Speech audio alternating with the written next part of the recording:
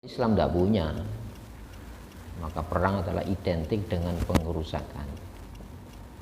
Sebelumnya kan dibahas bagaimana ada tawanan perang, kemudian menghentikan kekuatan material yang menghalangi sampainya ajaran Islam secara wajar kepada manusia. Sehingga apa? Penghalang-penghalang itu harus dihilangkan. Sehingga jihad di dalam Islam ada tahapan-tahapan. Pertama, menyampaikan gagasan Islam dengan wajar, ada dialog, ada perdebatan, ada argumentasi, mencari titik temu gitu. Ya. Kalau dari sisi gagasan ini ya sudah menyelesaikan, ya tidak ada peperangan, tidak ada. Namun hadirin rahimakumullah, gagasan ajaran Islam itu kan rasional gitu ya. Sehingga bisa didiskusikan, didialogkan gitu ya. Namun ada kekuatan gitu ya, yang tidak menghendaki sampainya ajaran Islam kepada manusia secara wajar ya. Kalau itu berupa gagasan ya harus dilawan dengan gagasan yang sejenis gitu ya. Sampai ada disebutkan di dalam Al-Quran gitu ya, wajadilhum billati hiya ahsan, ajaklah berdebat, adu argumentasi ya, dengan cara yang baik. Maka disebut ud'u ila sabili rabbik, ajak manusia kepada jalan Allah, Islam. Masa dipaksa? Sebuah gagasan ajaran ya harus dijelaskan mana sisi-sisi yang menurut mereka bertentangan dengan akal sehat ya. Nah, maka bil hikmah di sini bisa penalaran logis. Kalau seorang ilmuwan kan mereka menggunakan kritik kepada Islam dengan ilmunya kan, ya harus disampaikan jawaban-jawaban secara ilmiah ya. Sehingga dengan argumentasi logis itu ya.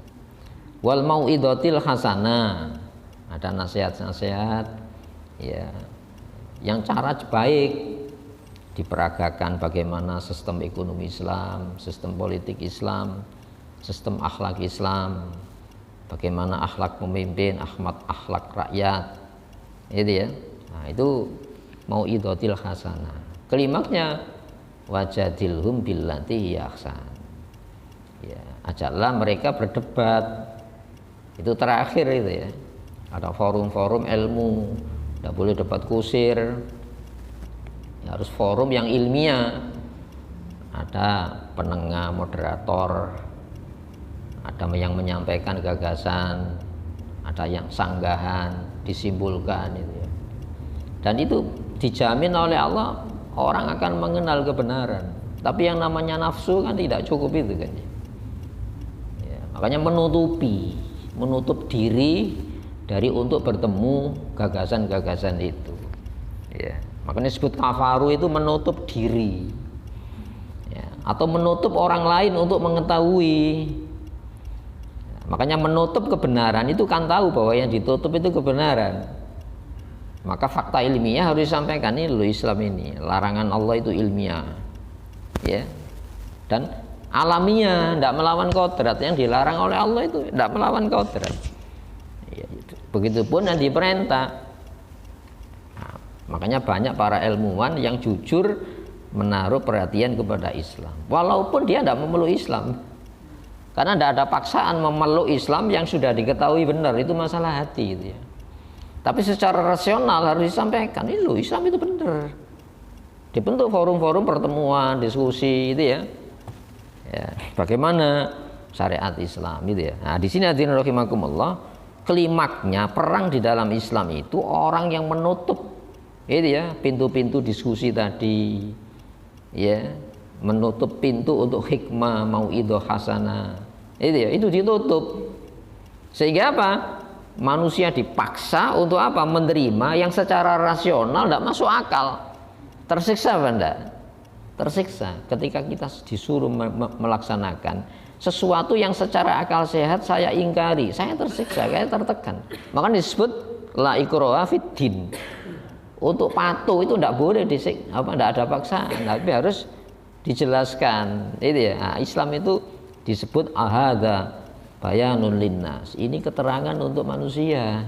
Karena keterangan pasti dibekali argumentasi logis untuk diterima. Itu ya. Itu sudah kita bahas sebelumnya itu ya. Nah, di sini bagaimana sebuah kebenaran itu harus terorganisir. Kebenaran itu kan konsep, ajaran. Harus ada yang diajari, harus ada sistem pengajarannya. Itu ya. Harus ada tahapan-tahapan pengajaran. Ya. Nah, makanya di sini walladzina kafaru, ayat sebelumnya supaya tidak tercecer itu ya. Ayat 73 itu ya. Orang-orang yang mengkafiri. Yang dikafiri orang kafir itu bukan adanya Allah. Makna kafaroh secara bahasa itu kan menutupi. Bisa menutup diri dan menutup kesempatan bagi yang lainnya untuk mengetahui Islam. Itu kan bahasanya gitu. Makanya di sini tidak disebut wal kafiruna pelaku. Ini kan perbuatan. Ketika saya menutupi, apakah saya tidak tahu ya bahwa yang saya tutupi itu ya, kalau tidak saya tutupi merugikan saya? Pasti sama. Ketika saya menutupi ini ada maksud kan? Pasti saya punya kepentingan saya tutupi ini. Saya punya kepentingan. Supaya apa? Ini tidak diketahui yang lainnya. Itu ya. Padahal yang ditutupi itu logis, bisa diterima akal sehat. Berarti apa? Saya menutupi, dipaksa enggak saya menutupi ini? Nah, padahal saya harus mengganti sesuatu yang secara akal sehat saya tahu yang saya tutupi itu benar. Saya mencari ganti dari yang saya tutupi. Itu namanya memaksa itu. Kenapa? Oh, enggak rasional kok dipaksakan dijalani. Tersiksa enggak? Nah, makanya ba'dhum sebagian mereka aulia ubatin, pelindung penolong sebagian yang lainnya. Itu artinya apa? Terorganisir apa enggak? Loh, batil itu ada organisasinya. Makanya kebenaran kalau tidak terorganisir, tidak ada saling tolong menolong, saling memperkuat, ya, saling melindungi, itu bisa dikalahkan dunia. Itu ya. Sehingga Sayyidina Ali itu pernah mengatakan gini, al-haqqu bila nizam, konsep kebenaran tanpa terorganisir yang rapi, saya libuhul kafir bin nizam, akan dikalahkan sebuah konsepsi hidup yang salah dan itu terorganisir. Realitanya kan gitu kan. Ayo coba hari ini yang paling bisa dijadikan contoh konkret itu ya, dunia Islam kan tercerai-berai, tidak punya kekuatan militer kan. Itu ya contoh ini ya. Padahal ini surat Al-Anfal di dalam Al-Quran, surat Al-Baro'ah di dalam Al-Quran, sehingga tercerai-berai sendiri-sendiri. Karena tercerai-berai sendiri-sendiri lemah apa enggak? Lemah. Itu ya. Padahal bener. Hadirin rahimakumullah, sehingga sekecil apapun kita harus mengorganisir diri supaya kuat. Sehingga dalam bahasa Rasulullah, al-muslim kal jasadil wahid. Muslim itu seperti batang tubuh ini. Itu ya. Bila satu organ tubuh kita sakit, yang lainnya akan merasakan sakit itu. Dalam riwayat lain, al-mu'minu yashuddu ba'duhum ba'dan. Mukmin itu memperkuat satu sama yang lainnya. Nah, itu ya. Ada sini maknanya apa? Saling melindungi, saling menolong. Itu ya. Illa taf'alu, itu maknanya in jika la taf'alu, nunnya hilang di sini. Illa taf'alu bukan illa pengecualian. In la taf'alu. Jika kamu tidak melakukan hal yang sama, Islam itu kebenaran, harus terorganisir, harus terdidik, ada sistem pendidikan, ada kesinambungan, itu ya. Ini tidak acak-acakan. Maka apa? Jika kamu tidak melakukan hal yang sama, mengorganisir diri, menata diri, ya, takun fitnatun fil ardi, akan tercipta kekacauan di muka bumi ini. Kacau enggak? Kalau salah itu dipaksakan menjadi standar hidup, pasti kacau. Salah kok dipaksakan, itu ya. Nah, jadi fitnah di sini maknanya kekacauan, terjadi petaka, terjadi masalah-masalah, problema, kesulitan, itu ya. Ya, fil ardi, di bumi ini, itu ya. Karena yang tahu, yang punya sistem kehidupan itu hanya Islam. Yang sistem itu ilmiah, bisa dijelaskan, alamiah, tidak melawan kodrat. Satu contoh sekarang ini, sistem pernikahan diganti LGBT, rusak enggak? Jadi itu bisa unggul ya, ada suratnya nanti, bisa resmi itu nanti. Kenapa? Oh, itu hak asasi manusia. Buktinya di Eropa sudah ada punya hak khusus, kelompok-kelompok pelangi itu ya. Dan itu sah ketika dijalani. Kenapa? Terorganisir. Itu satu contoh konkret ya. Sehingga sistem pernikahan di dalam Islam asing pada pemeluknya. Kenapa? Nikah itu difahami hanya kontak fisik. Kalau kontak fisik kan mau sama maunya kan selesai. Pertanggungjawabannya gimana? Tidak ada kan? Nah, satu contoh korbannya Jawa Timur ini. Itu provinsi ya, angka perceraian terbesar seluruh Indonesia. Padahal santrinya ya wakil kan, mayoritas santri. Berarti apa? Nikahnya itu sebuah upacara, bukan nikah, akdun nikah. Sistem pernikahan itu sebuah ajaran hidup. Ada pertanggungjawaban, mana yang memimpin, mana yang dipimpin, istri itu apa tanggung jawab ketika punya keturunan. Itu ya. Itu kan kepemimpinan ada struktur kepemimpinan. Itu ya. Oh, makanya ada organisasi keluarga muslim, itu ya. Kota ada wali kota. Itu ya. Murid harus ada wali murid tuh. Itu ya, masa disuruh sekolah sendiri, yang tanggung jawab siapa?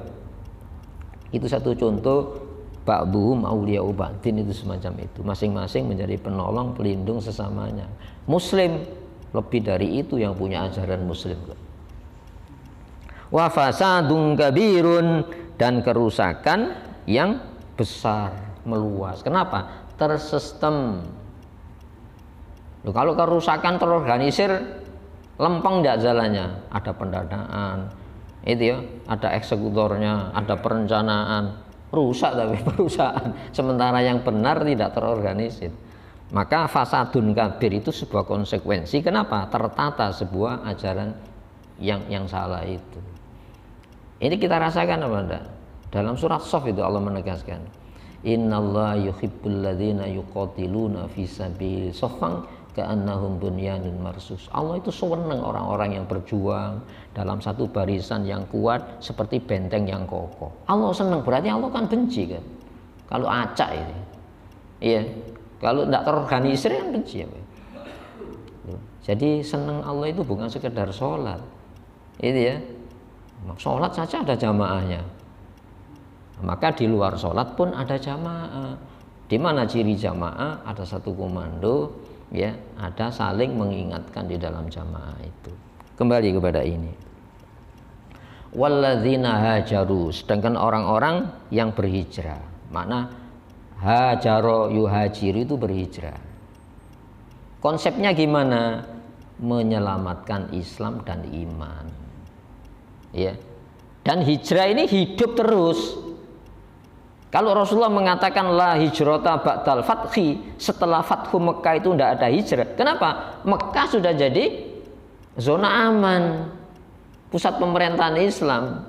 Sudah hijrah kemana lagi? Tapi semangat hijrah itu ada, ya. Dari tindakan yang tidak terkendali menurut syariat Islam, kita kembali kepada tindakan yang terkontrol dengan ajaran Islam.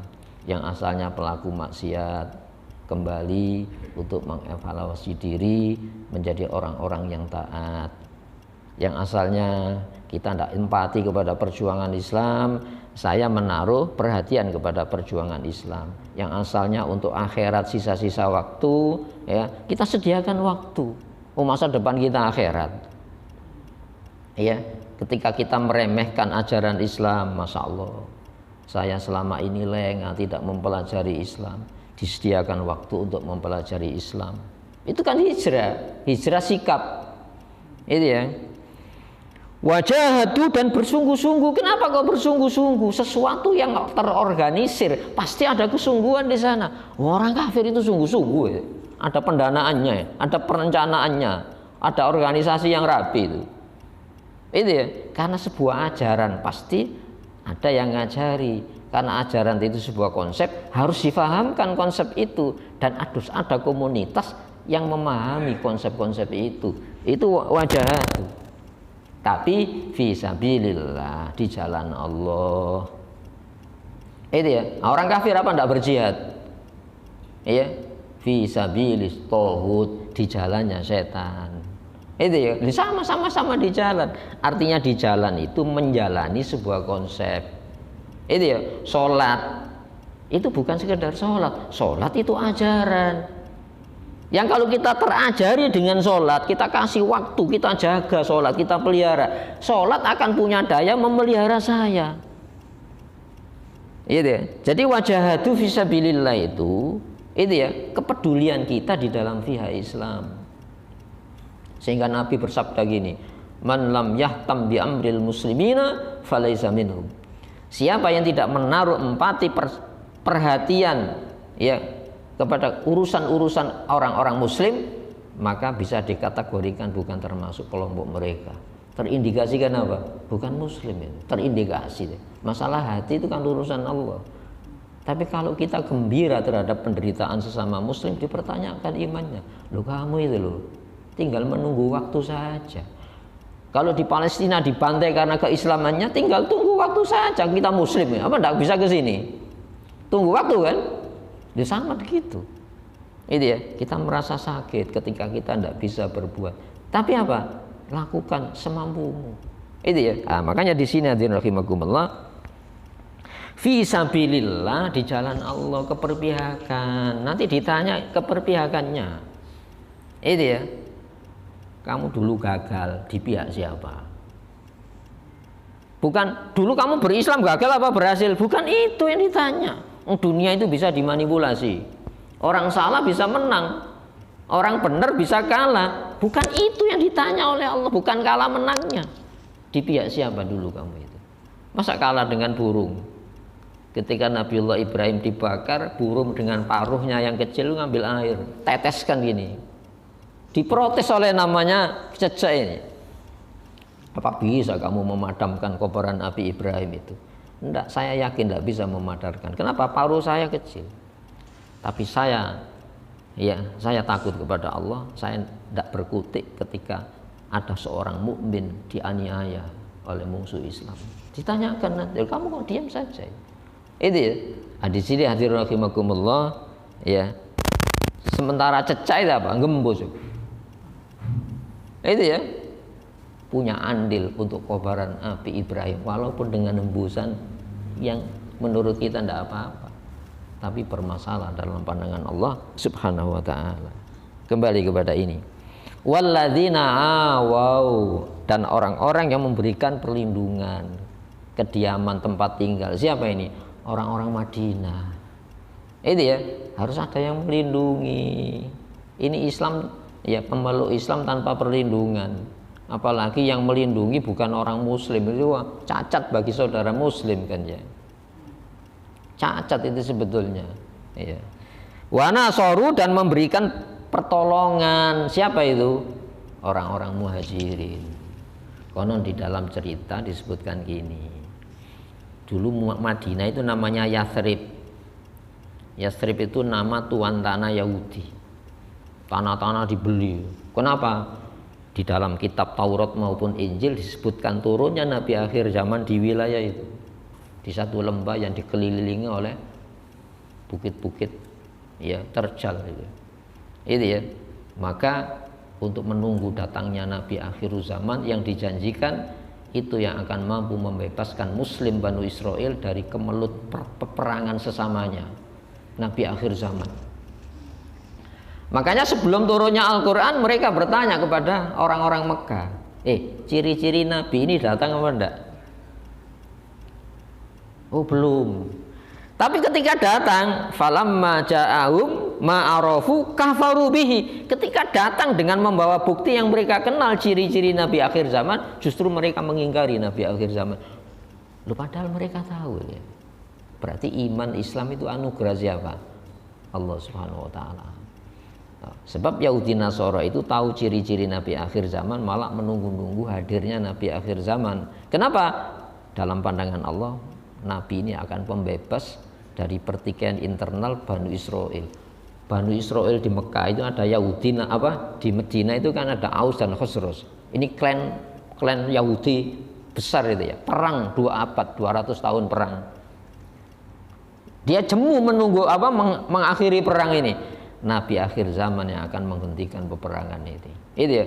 Maka hadirin rahimakumullah, ada yang sadar. Ketika diberitakan Nabi yang disebutkan cirinya dalam Injil Taurat itu sudah hadir. Ada delegasi dari kota Yasrib ini ke Mekah. Meminta apa? Rasulullah hijrah. Jadi peristiwa hijrah itu. Itu ya. Masya Allah. Bagaimana indahnya persaudaraan ini. Sehingga diabadikan walladzina awaw wa nasaru. Orang-orang yang memberikan perlindungan dan tempat tinggal pertolongan. Ulaika humul mu'minuna haqqo. Mereka lah mukmin yang sebenarnya gitu. Maka kita bertanya kepada diri kita ini, saya itu tidak peduli kepada urusan kaum muslimin. Apakah saya sudah memenuhi mukmin iman yang sebenarnya itu? Ya Allah, ketika kita merasakan itu, istighfar kepada Allah. Saya tidak berkutik ya Allah. Kenapa? Rezim-rezim yang berkuasa di dunia atas nama muslim sudah terikat oleh kepedulian wilayah nasional masing-masing, nasionalisme. Ya, yang penting wilayah nasional saya. Urusan-urusan di luar wilayah kami itu bukan urusan kami. Lho ngono iki lho. Paham nasionalisme itu siapa yang mengajarkan? Padahal Islam itu Islamisme, paham Islam kita ini. Sehingga Rasulullah mengatakan al-mu'min kal sajadil wahid. Mukmin itu satu batang tubuh. Ketika satu sakit, merasakan yang lainnya. Kita kan hanya merasakan sakit. Kadang-kadang tidak merasa sakit. Berarti apa? Mati apa enggak? Tidak merasa sakit kan mati. Hadirin rahimakumullah.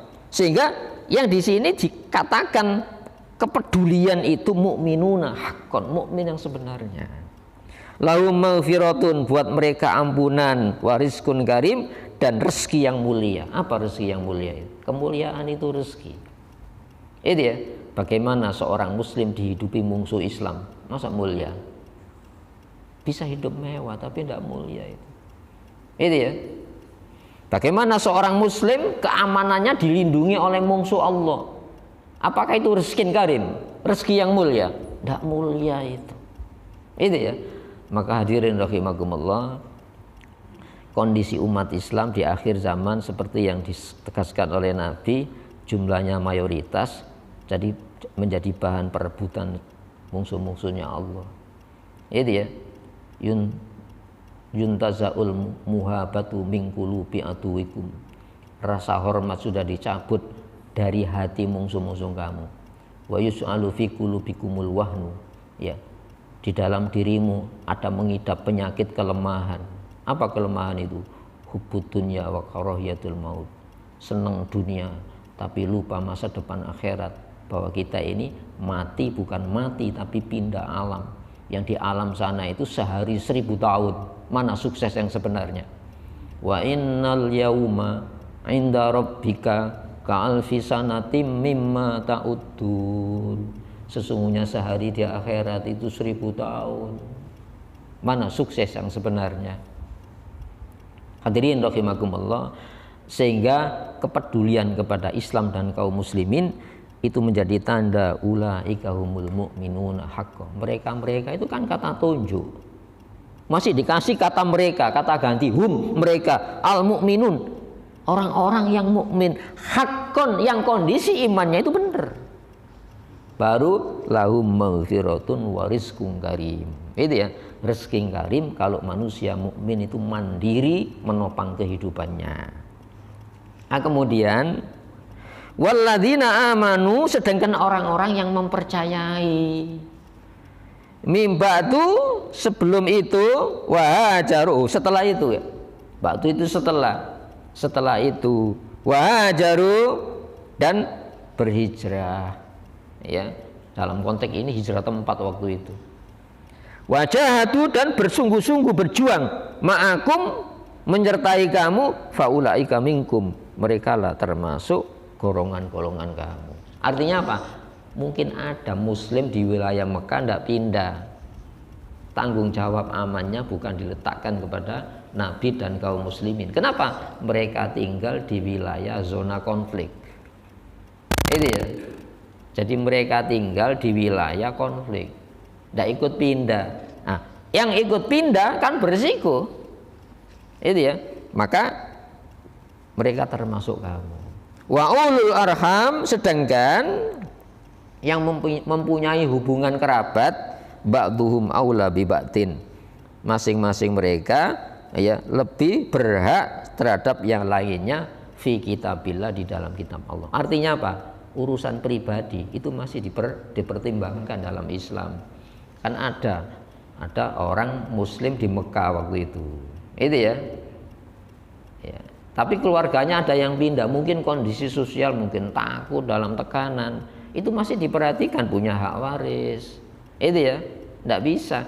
Tapi masalah keamanan itu bukan tanggung jawab Nabi dan kaum muslimin. Kenapa? Ketika terjadi perangan mungkin keliru gitu ya. Kalau sekarang contohnya ya, itu ya, kaum muslimin tinggal di wilayah Zionis Israel, jadi tentara Israel, ada kan? Warga muslim jadi tentara Israel, ada itu ya. Dan sholat mereka itu, tapi di pihak lawan, itu bukan tanggung jawab itu ya. Kenapa? Ini kondisi konflik. Kan ada yang dikebumikan, diupacari dengan upacara Islam kan ada. Kenapa? Dia tinggal di wilayah warga negara Israel. Itu contohnya hari ini.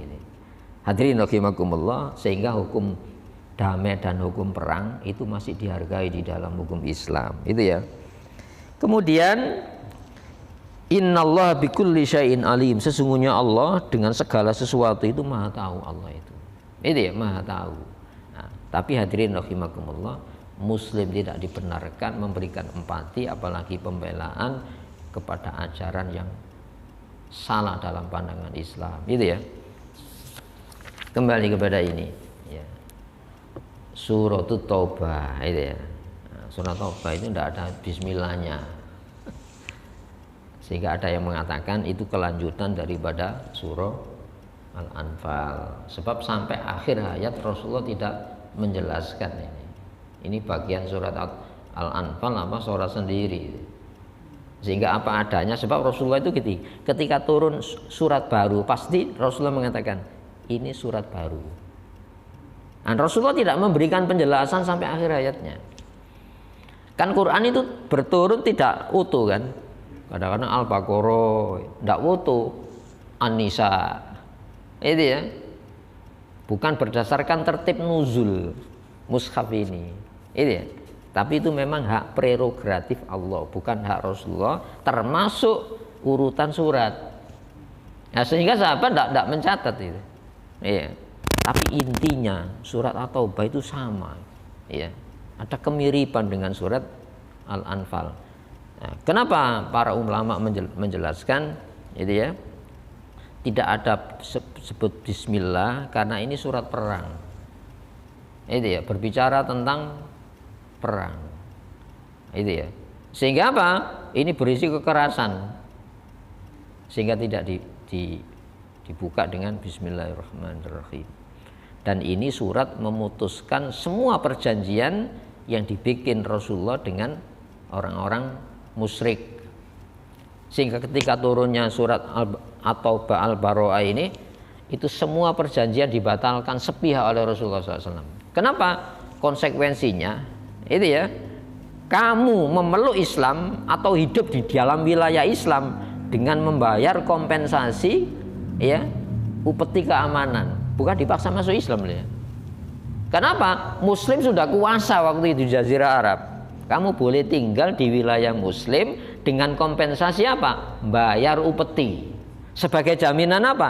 Kamu dilindungi kehidupan beragama di dalam wilayah hukum Islam. Itu Hukum diplomasinya itu gitu.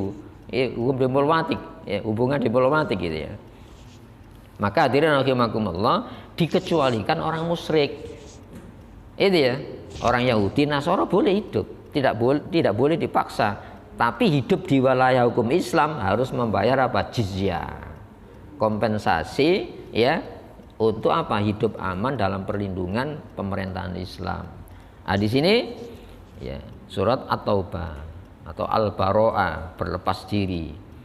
Baro'atum minallahi, pernyataan pemutusan hubungan. Sudah ada ikatan-ikatan perjanjian yang harus dipenuhi oleh kaum muslimin di bawah pimpinan Rasulullah Muhammad SAW. Minallahi, yang ini perintah dari Allah. Kenapa? Islam sudah unggul.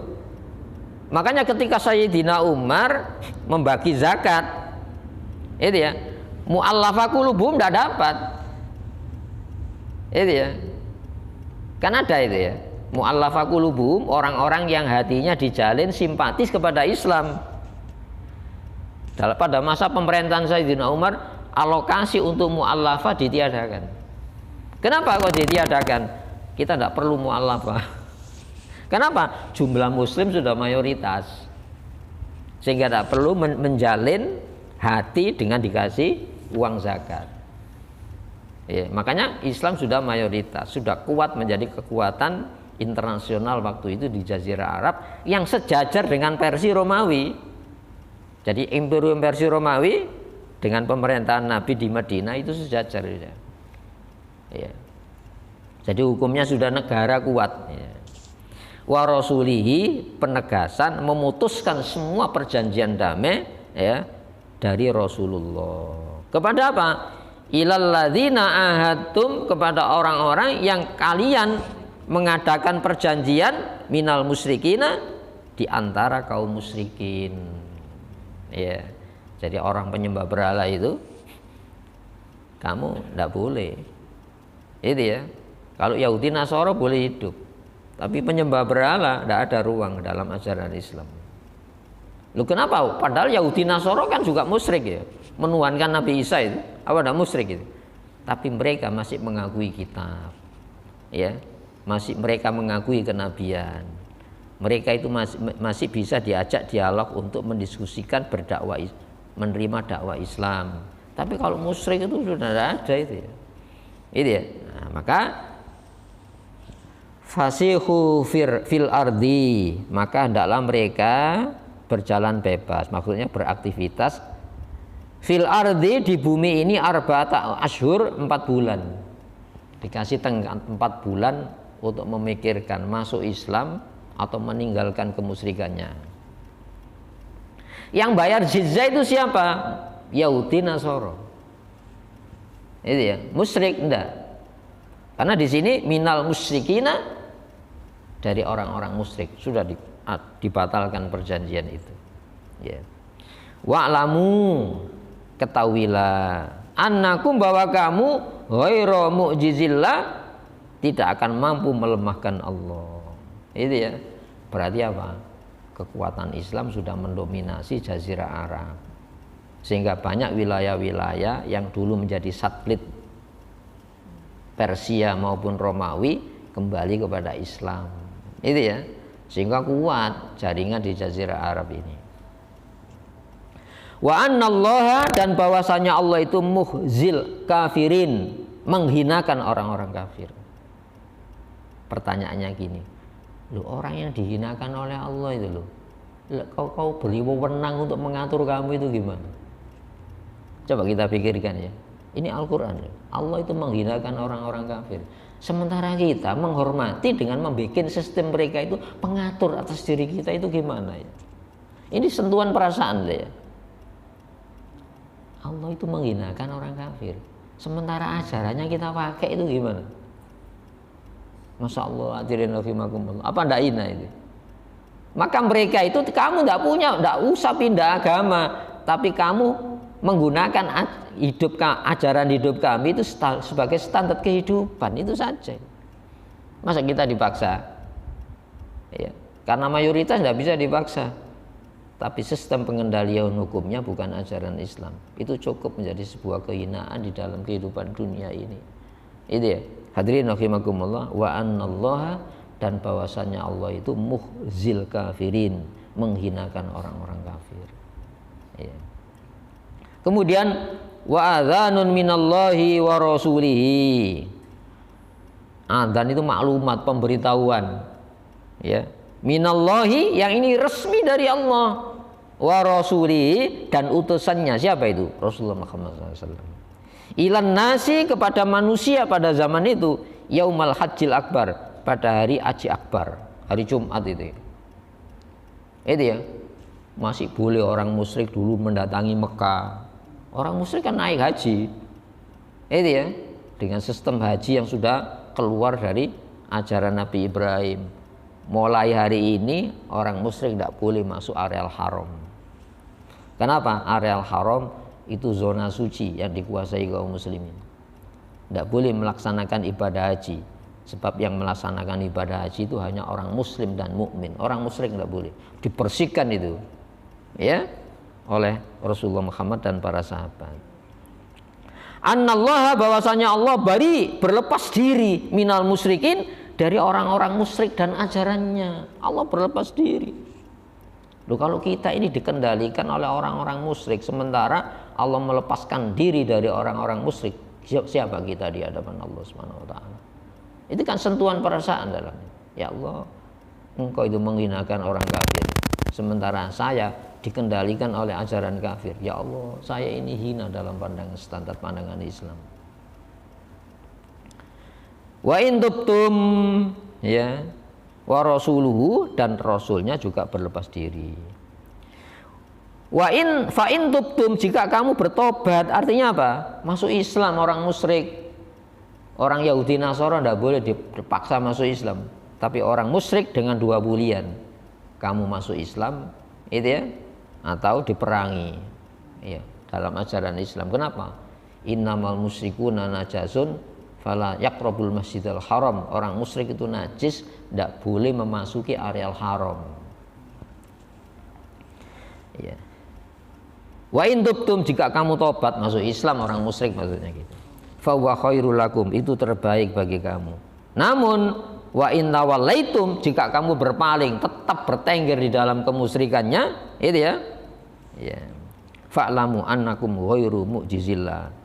Ketahuilah kamu tidak mampu melemahkan Allah. Artinya apa? Harus meninggalkan, terusir dari Jazirah Arab waktu itu. Wilayah-wilayah kekuasaan Rasul. Itu konsekuensinya perang kan gitu kan. Itu ya. Wa basyiril ladzina kafaru, berikan kabar gembira orang-orang kafir. Oh, kabar gembira kok. Ya, bi adzabin alim, azab yang pedih. Itu artinya apa? Ya, penghinaan, penyemooh. Ya gak gelem merasakno. Merasakno kan lezat kan. Rasakan antaman kekuatan Islam. Hadirin rahimakumullah, Islam itu sebuah sistem yang sempurna. Bukan saja ajaran personal pribadi, urusan Islam itu sampai urusan bernegara. Contohnya apa? Rasulullah mengadakan perjanjian, membatalkan sebuah perjanjian, itu ada ajaran di dalam ajaran Al-Quran. Sudah isang ya? Semoga yang kita telaah diantarkan menjadi sebuah pemahaman, yang dari pemahaman ada tindakan untuk melaksanakan. Mari kita berdoa pada Allah Subhanahu wa taala. Allahumma shalli wa sallim wa barik ala Muhammadi wa ali Muhammad. Walhamdulillah rabbil alamin. Rabbana zalamna anfusana wa illam taghfir lana wa tarhamna lanakunanna minal khasirin. Rabbana wa atina ma wa'atana ala rusulika wa la tukhzina yaumal qiyamah innaka la tukhliful mi'ad.